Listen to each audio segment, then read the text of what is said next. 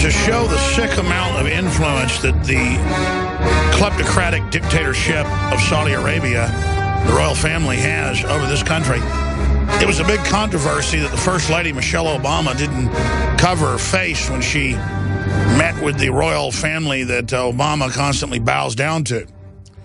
Is that not truly sickening, ladies and gentlemen? That's the type of stories coming up today. We also have the federal government coming out and warning of the Internet of Things and calling for safeguards for the, quote, smart grid that has been engineered at a global level for at least 30 years on record to track and control and tax everything we do. The Internet of Things and the smart grid is the carbon tax micromanagement kill grid. In fact, I'm going to get to that, but I forgot the story from yesterday that came out at the end of the show. Will you guys reprint me Watson's article? And I want to have it reposted at the front of Infowars.com because it broke at about 1:30 and got no attention. I think that's the worst time to break a story, is around that time. I mean, we just break them as they come out. Announced by the British government, they're going to take control of your car, basically remote control it, tax it, track it, reduce the power you have, just like they've announced smart meters are already, controlling your thermostat and gouging you.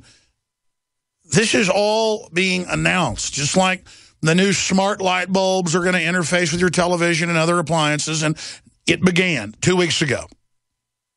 Suddenly people are noticing that it's taking place. The news is like, isn't it fun?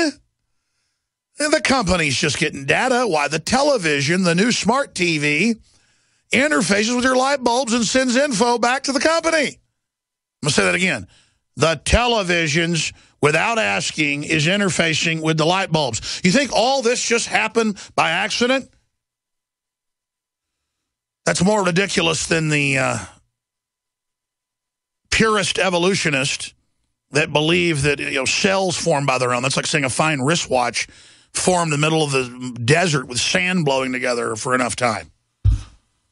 That's the old cliched answer. I don't believe in what the mainline preachers extrapolate out of the Bible either. So I don't believe in what they're saying and their interpretation, and I don't believe the other religionists with their, I came from a chimpanzee, when all the top genetic engineers say that's clearly not what's going on. There's giant leaps in development. We're talking just suddenly whole new species, okay? We were engineered, and you can debate all day long who did the engineering. Most elite scientists, and I've read New York Times articles, London Guardian articles here on air, who were atheists are now not atheists. They believe in seeding from space. And my piece that's got millions of views on YouTube from the nightly news years ago, Secrets of Prometheus Revealed, gets into that. And so when you see a movie like Prometheus, this is a Noah Bible story from the Illuminati. This is what they really believe happened. Panspermia, meaning all, meaning seed, is the hypothesis that life exists throughout the universe, distributed by microasteroids, comets, planetoids, and also spacecraft in the form of unintended contamination by microorganisms. No, it's not unintended.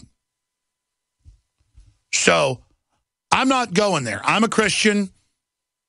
That's where I stand. But if you sit there and you just think that all this just appeared out of nowhere, you really are stupid. I mean, something's wrong with you. And that's what the evolutionists say. They say amino acids in hot water created cells.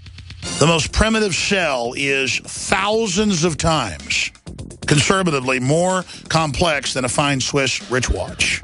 A fine Swiss wristwatch, a timepiece.